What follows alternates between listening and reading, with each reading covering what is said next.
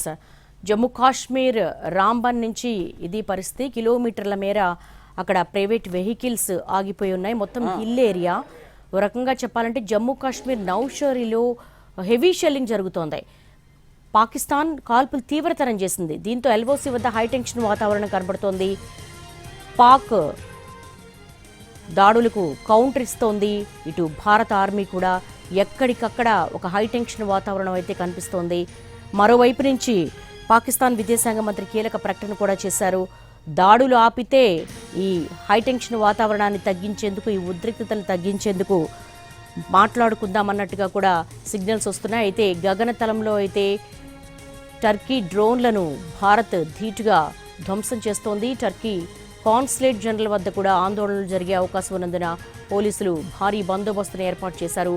పాక్ దళాలకు ధీటుగా భారత డిఫెన్స్ సిస్టమ్ కౌంటర్ అటాక్ చేస్తోంది. ఎల్ఓసి వద్ద కాల్పులైతే కొనసాగుతూ ఉన్నాయి. ఒక పక్క కాల్పులకు తెగబడుతుంది, ఒక పక్క మన డిఫెన్స్ సిస్టమ్ మీద టార్గెట్ చేస్తూనే ఉంది. మరోవైపు చర్చలకు సిద్ధమన్నట్టుగా, ఈ ఉద్రిక్తతలు తగ్గించేందుకు సిద్ధమన్నట్టుగా సిగ్నల్స్ పంపుతోంది. ద్వంద్వ వైఖరి అవలంబిస్తోంది పాక్.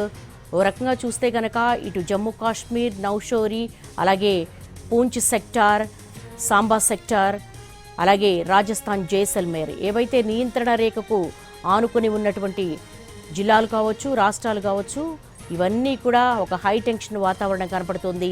ముఖ్యంగా పాక్ మన సివిలియన్స్ని, అలాగే మన దేవాలయాలను టార్గెట్ చేస్తున్నటువంటి దృశ్యాలు చూస్తూ ఉన్నాము. సాంబా సెక్టార్లోకి పాక్ తూటాలు దూసుకొచ్చాయి. దానికి సంబంధించి కూడా తూటాలు తగిలిన ప్రాంతం కూడా మనకు బాక్స్లో కనపడుతూ ఉంది. కొన్ని అగ్రికల్చర్ ల్యాండ్లో కూడా శతజ్ఞులకు సంబంధించి, మిసైల్కు సంబంధించి డ్రోన్ల శకలాలు కూడా పడినటువంటి దృశ్యాలు మనకు కనపడుతున్నాయి. ఇదంతా కూడా ఎల్ఓసి వద్ద ఒక హై టెన్షన్ వాతావరణం. కాల్పులు కొనసాగుతూనే ఉన్నాయి. పాక్ మిసైల్స్, డ్రోన్స్ పంపిస్తూనే ఉంది.